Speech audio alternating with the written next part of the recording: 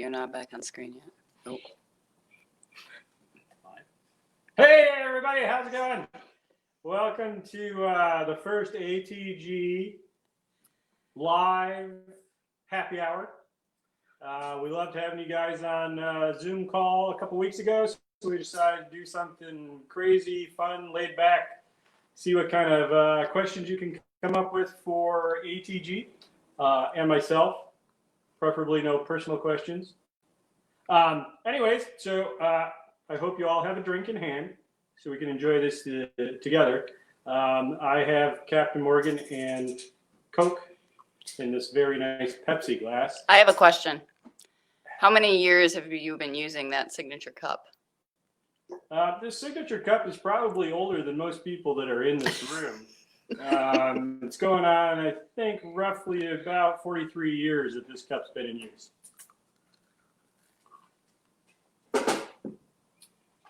So, in other words, they make really good cups back then, not like today where you use it once and it's gone. Okay, first official question of the evening. Why do you hate Bud Light? Ooh, why do I hate Bud Light? So, if I had the option of being stuck on the planet with nothing to drink and it was either Bud Light or urine, I would probably take the urine in place of the Bud Light. Has more flavor, better taste, little deeper, richer color than the Bud Light. And I just feel more comfortable in that than the Bud Light. Okay, second question.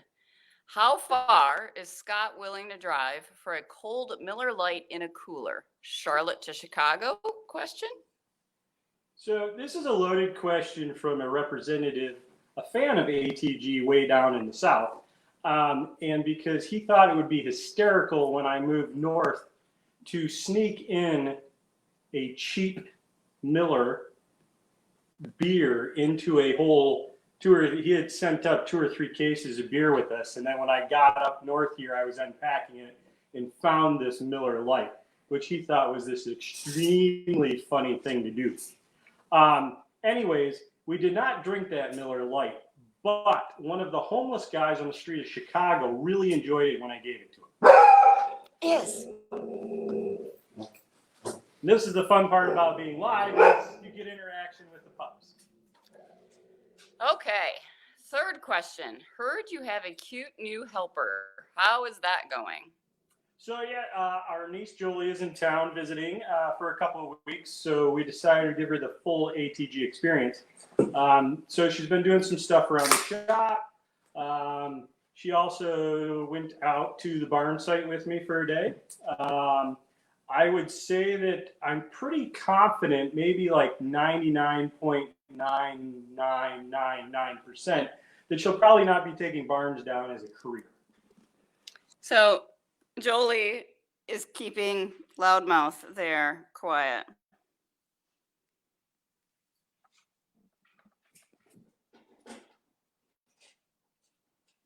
We seem to be hitting a wall in the questions. Oh, why did you switch to appointment only? So why did we switch to appointment? We switched to appointment only back in January, pre-pandemic for everybody. That was January 6th. We went to appointment only.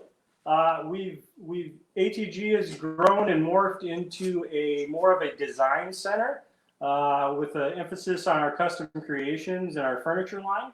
So we're changing the shop up to have different rooms. Eventually, we're going to have like a living room and a dining room and a kitchen and a bar area and a bedroom to display our furniture line items. So we went to this design center instead of just an open retail shop. So the focus was more on our clients and their needs in a one-on-one kind of atmosphere so that we can give them all the attention that they deserve. So we're here just like we used to be, except you can't just walk through the door, so to speak. But we have appointments all hours of the day, usually Monday through Friday. Weekends, not so much, but there's the occasional time that we're here. So you just have to give us a call or email me, and we can set up a time for you to come in. even if it's just to look around and see what's new in the shop, some barn finds that we might have, or if you're looking for certain materials and you know what you need, then you can come on in. You just got to set up a time. Don't be afraid to do it. It doesn't hurt us. We're happy to have you guys, just like we always have. We just need to make sure somebody's here and we're not out on an install. Expand on that a little bit for DIYers that want to come in and buy raw materials. You just got to pick up the phone, call us, and say, hey, I need to come in and get some materials, and we'll set up a time. So we still have it all. It's all still for sale. We'd love to have you. Yep. And we'll always have antiques like we used to. We just, we don't have the consigners in here anymore and the other local artists. It's all of our stuff, and then the antiques that come out of the barns that we take down. So there'll always be that aspect of it. We'll always have antiques, just not as much as it used to be, so to speak. Plenty of materials. And how does one make an appointment? How does one make an appointment? You either call the number, which is on your screen, down in that corner, or you email me, which is on that screen down in the corner, and we'll get a time set up for you. Piece of cake, easy peasy.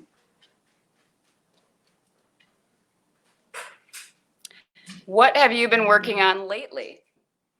So what have we been working on lately? That's kind of a loaded question. We always have custom projects going on, but the main focus for myself right now is taking down barns. We're deep into barn season, so we're working on a barn right now out in Bristol, and this barn, we're guessing late 1800s, early 1900s, somewhere in that time frame. Taking it, we take it apart piece by piece and bring all those materials back here to build custom projects out of, or have our DIYers come in and buy those products. So in the next 3-4 weeks, we should be getting new materials in here. Always a fun and exciting process. This Bristol barn's been kind of a treasure trove of things to find from a historical value. We recently, recently you guys have seen on Facebook, we posted a rare liquor bottle that we found in the walls of the barn. We've also found a case of what seem to be rare beer bottles. So we'll be sharing those shortly. And then just last week, farmers were notorious for plugging holes in walls with anything that they could find. Holes in the floors of the granary. We just found a 1955 license plate up in the granary that was plugging a hole. Plugging the holes and also insulating certain parts of the barn. We came across original Kenosha Evening News from December 1st through December 5th of 1936. And we also have the Milwaukee Journal, that's what it was called back then, I can't remember. Pages from those from the 1936, also from that same week. So anyways, it was a blast to go through those and see of all the different ads, how much things cost. We've got a section, and we're going to be sharing a bunch of this with you guys, so stay tuned on that. But one of the really fun sections was the wanted ad, or for sale ads. And they had 1932, 1934, 35, 36 cars for sale.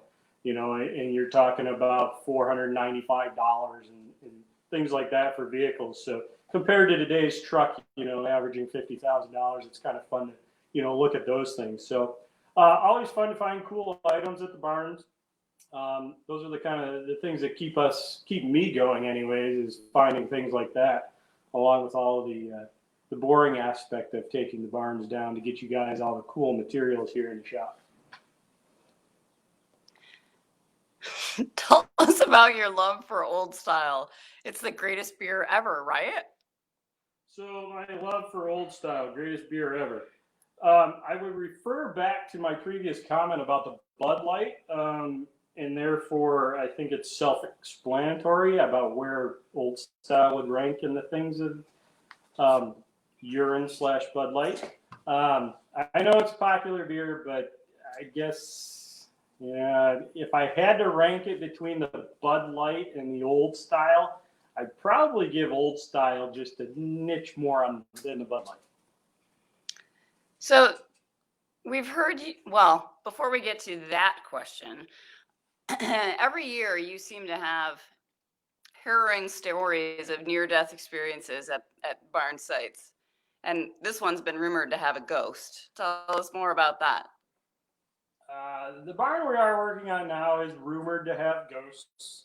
It's rumored, I don't know if it's rumored, but there might have been some confirmed reports that there's a lot of shady activities that happened in this barn over the years. So the ghost thing is based on the people that live on the property. The ghost thing is real to them. It almost took you out last year. There was an incident where I happened to almost slide off of the roof of the barn while I was there, but fortunately a nail caught the ass end of my pants and ripped a hole through my pants, and that was the only thing that kept me hanging on the edge of the barn roof. So fortunately, it was a good thing.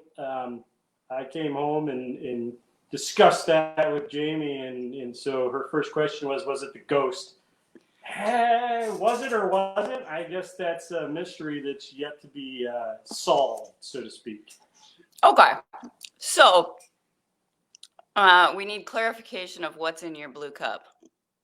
The clarification for you that just got on late to the call here, this is Captain Morgan and Coke in a Pepsi cup.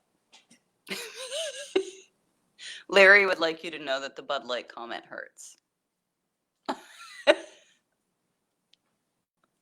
I'd like to say I was sorry, but sometimes the truth hurts. Okay, so we've heard you have a special guest tonight. Who is it? We do have a special guest because there seemed to be a lack of participation on your all's part as far as questions go. So we contacted a special friend of ATG's, and he is going to be manning our so-called news desk with questions that have been sent in from special fans of ATG on our ATG email line. So we are going to welcome our special guest, El Jefe, to the program. And as you can see, we're maintaining social distancing. So, and my drink of choice is PBR in a very cheap disposable champagne glass, trying to class it up a bit. Cheers to that. So, All right, you two do need to move closer to one another. sorry, Thank you. still within social distancing. We have a thin film here that you can't see, so It's completely transparent. yes. So, Unlike High-tech production studio that very this is. high-tech production Yes. studio. So, actually, I did get a chance earlier today to print off some of the email questions that came into our ATG fan mail. So, maybe you and I can both try and address some of these questions as we go along. The first one we have here is from June Cleaver from Haskell, Wisconsin. Can you tell me how you obtain all of the materials you use in your projects? So all the materials, how we obtain those, all those materials come from the barns that we take down. So not only all of the lumber, but sometimes we have steel roofing, siding that we can use, brackets, hay trolleys, the antiques that come out of there. It all kind of depends on what shape the barn is in and what was left in the barn. We've done And its use. And its use. If it was dairy versus, machinery, or if it had been converted over time. And there's a magnitude of things that come out of those different barns. Some of the barns have been from literally the basement to the peak of the mow full. And then there's some barns that are completely empty and everything in between. So you never know what kind of fun, crazy stuff you're going to find. We had a 1930, what was that, a 32 or a 34 Whippet in one of the basements of the barns we took down. Really cool. It's got the old wooden wheels and hubs and everything. So crazy fun things like that. Another one that was fun was, and we almost lost it forever, was I was taking down an old lean-to garage at a barn, and I'd been in and out of that lean-to a million times and didn't see anything on the walls. And then I was taking down the final wall, and the sun hit a metal tag on the wall just by chance.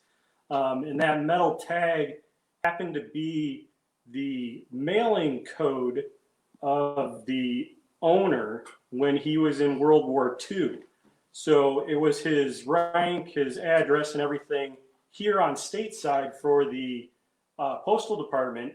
And it showed where all his mail, when it came over from overseas, would be forwarded here to in the States. So I was ready to take that wall down, and if the sun hadn't hit it and caught my eye, we never would have seen it.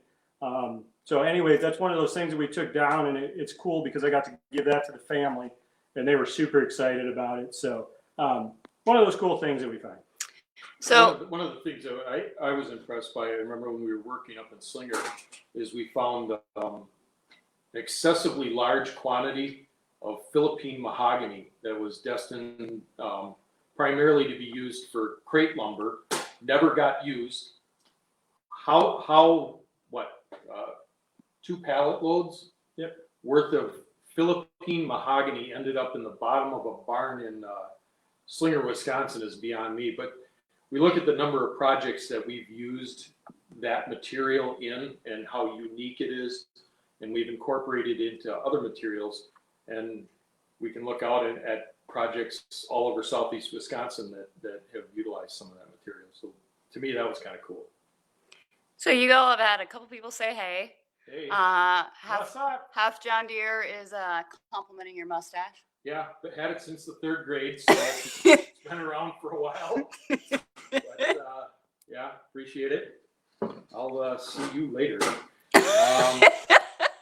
We do have another question from our email bag. This one's from Carol Brady in Glendale, California. It says, I notice you do not build traditional cabinets for kitchens and bathrooms. Why is that? Why is that? So the easiest way to answer that question is cabinetry is it's a Finite. Cabinetry, you have a shop set up for it and you move it through, and it's very, I don't want to say piecemeal, but everything has its place and it flows really well. We are not set up to just flow stock through and build cabinets in a like manufacture them in a large scale. So yes, we could build cabinetry, but it takes us 2-3 times as long to do it as a cabinet shop. So you're better off to go get cabinets from a cabinet shop. With that said, if we're making something with reclaimed materials, door fronts, faces, medicine cabinets, bars, things that have cabinet components to it, then we will build the cabinetry that reclaimed material covers and goes over. So it's kind of a, yeah. Well, yeah, and I think that speaks to a lot of the differences of working in finished materials that are always square, plumb, level. Reclaimed material, that was one of the biggest challenges I had, was kind of letting a lot of the reclaimed material be what it is and allow it to kind of flow. Speak for itself. Speak for itself, absolutely. And that's probably the best description, is let it speak for itself. So when we do build cabinetry, or we do build a component for a bathroom, for a kitchen, for a den, a bar, something like that, it's pretty much a standalone. It's not part of an entire layout. It's more of a standalone type thing. So thanks, Carol. Thanks, Carol Brady. Appreciate that one. Next, we have a question from Jake and Elwood Blues from Chicago, Illinois. It says, I see your shop crawl has used a rented school bus for transportation. Any chance you guys are interested in a slightly used cop car? Although that would be an amazing feature for our shop crawl, I'm not sure that our crawlers would appreciate being stuffed into the very large trunk of that cop car to go on the cross. Not to mention, if it was a shop vehicle, I don't know how much material we could use it, to be able to haul in it, deliveries, that sort of thing, because we do offer delivery. So, next one is. Hang on. Oh, We'll trade you 5 fried chickens and a Coke and 1 order of dry toast for it. Sounds good. We're in. Cheers to that. I really like the slurping that accompanies the Yeah, PBR well, and the cheap. This is a high class operation. You got to make sure that you show a little class. This next one is from Mike Wolf from Davenport, Iowa. How come you guys are not on HGTV or the DIY network? And do you have plans for a TV show? That's a good question. I asked that question to those broadcast stations. Why not? We're here. We're available. You might be able to air 10% of what we do. Yeah, the FCC has always got some. But it would be an amazing television program for people to sit around and watch and maybe drink too much while they were watching it. I'd love the opportunity. Absolutely. Yeah. I think we offer something that's probably more unique than what a lot of the current shows are. We're basically a little bit of barnwood builders. We're a little bit of salvage dogs. We're a little bit of rustic reclaim, stuff like that. So I think we kind of pull elements from what's currently out there. So I'm assuming the reason that they aren't knocking on the door is because their schedule is just really full right now. Or it might be the fact that we're a little bit certifiable too. Well, there's always that element, yeah, but we can work with that. Commentary from the background. If Oh. anyone ever put cameras in here that had voice and just played back the conversations that happened through the course of the day, you would bust a gut laughing. We tend to try, we tend to try and keep or put a little levity into things A little? from time to time. Well, life's short. Life's short. So you got to enjoy it while you're here. Yeah, you got to enjoy it. Yeah. while you're here. Yeah. I wouldn't recommend listening to said video with a less than PG-13 audience. Yeah, sometime, well, we kind of go between, TV 14 and TV MA as far as the kind of, anyway, that's all. I'm guessing that we're not suited for NPR. Oh, no, we ain't gonna make, we're not gonna make 30 seconds on the PBS network either, so. But, words to the wise. Next question we got is from Mark Bowe from Lewisburg, West Virginia. I like your ATG crew shirts. Where can I get one? Better yet, I'll trade you for our company shirts and throw in a jar of pickles. Ooh. Yeah, see, I don't know. So you could get our shirts on our website, atgcc.net. Don't go to .com, go to .net. You can purchase the shirts there. Absolutely, that's. Or that's you could one. call, make an appointment, come in and get a shirt in person. Yeah, or if you spend a whole bunch of money here, we might comp you one. Rumor has it, and I could get you in touch with a few people. Rumor has it, if you spend enough money, sometimes you get a free shirt. You can't get just a free shirt everywhere. No. You don't get one at McDonald's or any fast food restaurants, but you spend enough money here, you can get a free shirt. For sure. Absolutely. What would Scott specifically? What would you do with a jar of pickles? What would I do with a jar of pickles? I mean, that was the offer, right? Exchange shirt for shirt plus a jar of pickles. So I would probably take the jar of pickles and I would put a bow on it, and then I would give it to my wife because she loves pickles. I can't stand pickles, so please, no pickle sponsors. Don't need any of those. You can keep your spears to yourself. But yeah, that would probably be what I would do with it. I would graciously donate that, re-gift that to the CEO of ATG. Speaking of gifting, there's a question about whether or not the ATG bowling team is going to happen. Now, when I originally read that, I went to a happy place, which was the bowling team that we sponsored with the local high school. yeah. But I'm gathering the question probably is not that bowling team, but the one you dipsticks were going to put together yourselves. Well, Dipsticks is a little hard. Nope, that's me being nice because I'm on TV. all right. Well, we did actually have an idea of putting together an ATG Amish bowling team. Yes. And there really wasn't a lot of intent to do a lot of bowling. Would you say that was right? Yeah, I think the theory was to make it look like we were going to be bowling, You and know, then show off with the bag, the shirts, you know, the whole thing. totally coordinated. Of course. Put your ball in, pay your lane fees, and then maybe Supporting local lanes, get a beverage and then sit at the or bar 10. and have a few. And whatever score comes from that. Yeah. So yeah, we have entertained that thought. I'm going to just assume, though, that back on the Good Samaritan side of the house, that we would sponsor the bowling team again should the bowling team get reconvened thanks to COVID. Yeah, actually, the last 2 years, is it? Last 2 years, we sponsored the varsity bowling league at the Central High School. Is it varsity? I'm assuming it's varsity. They have all 9th through 12th on there. But the bowling team from Central High School. So we sponsored them in the past, so they probably wear our logo on their shirts. And They are not They actually drinking. bowl. They They are actually- not drinking while they're bowling. and they actually bowl. Yes. So So just we don't want the Amish bowling team and the high school team to get mixed up. Okay. So while we're talking about drinking, when is the last time you rode a Segway around Boston, and was it an enjoyable experience?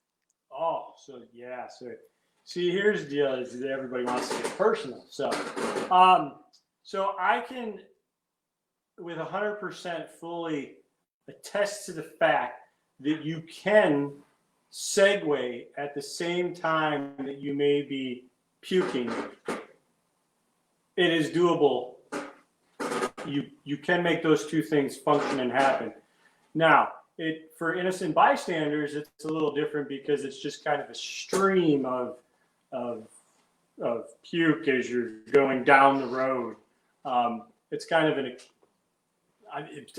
I could see it on film, it'd probably be pretty cool, in fact. But it can be done. It has been done. Some people might be known for it. Others might not. But so you leave a bigger mark. yeah. Yeah. And I happened to, this person happened to have done this right in front of historic City Hall in Boston. So leaving a mark on history is part of the thing in Boston. So yeah. Because the Boston Massacre didn't leave any sort of historical mark in Boston. And we can thank that question and thank the people in North Carolina for that fine question. Outstanding. Yes. He's just helping you do what you do best. Make an arse of yourself. We have one time. We have one last question. Okay. Our fan base here. This one is from John Blutarski of Eugene, Oregon. Did you guys learn woodworking at Faber College? If not, where did you learn to build all of the cool stuff that you make? I didn't go to Faber, but in my heart, I went to Faber. I would say What is that Faber? Oh, geez, please. I would say that all individuals have gone to Faber at one point in time in their life. Mm-hmm. I don't recall while I was at Faber that they offered woodworking classes. When they offered, I remember they offered a woodworking class, but it had nothing to do with like woodworking. Yeah, let's leave it at that. So, but I think my parents would say that I had tools in my hands. I was running power. I probably shouldn't say this. It's bad today. I was running power saws before like I could even crawl. So I've always been working with stuff over the years, whether it's antiques, wood, new, old, reclaimed. It's just been something's been part of my life, and so it's grown in from a hobby into a profession? I started out of high school as a carpenter's apprentice, dug a lot of holes, hauled a lot of lumber. Surprising you got out of those holes. Yeah, a few of them I almost didn't make it out of. And then got laid off and ended up doing some other stuff. And years later, I ended up being a general contractor for about 10 years. So those things are all cool, and it's all neat to do a lot of those things. And I think your background and my background, we always did stuff where we were fixing other people's problems, meaning something was ruined, something was wrecked, something was always had to be fixed. And there's not a lot of artistic creativity that goes into that. So to make the switch over to a place like this, it's to me, it's really refreshing because you get to use a lot of artistic ability, but you get to call upon all those skills that we've developed over the years to be able to do it. I know your refinishing skills. Boy, it saved us a few times, So Let's not talk about that too much. okay. It's actually very entertaining to watch you two negotiate something because Scott is used to cobbling things together. Jeff is used to precision. And watching you two negotiate how to pull off a project is sometimes pretty entertaining. Sometimes we pull them all off. Other times it's not entertaining at all. We've had a few head scratchers. Yeah. Okay, maybe not head scratchers. I may have thrown a few things. Yeah. I would never attest to anything flying through the shop. Right. But yeah, it's cool. It's always a challenge. It's always something different. We're always taking someone's ideas, whether they come to us with pictures they cut out of a magazine, Pinterest, stuff they email us, maybe a personal item or whatever, and then we add our flair to it and these materials and turn it into something that is heirloom quality. So yeah, it's cool. It's definitely cool. And that's all I have from the ATG Peanut gallery? fan mail. Obviously, we need some more fans. Apparently, we need some more fans. Lacking We only got emails. 5 of them here so far. And I need to take a break for a second. So while Hefe's gone, do we have any other questions coming in from our airwaves out there, or have we completely bored everybody to sleep? Well, we give everybody a chance to type. Just want to say thank you to Jolie because she has been doing a fine job in the background, keeping the dogs quiet.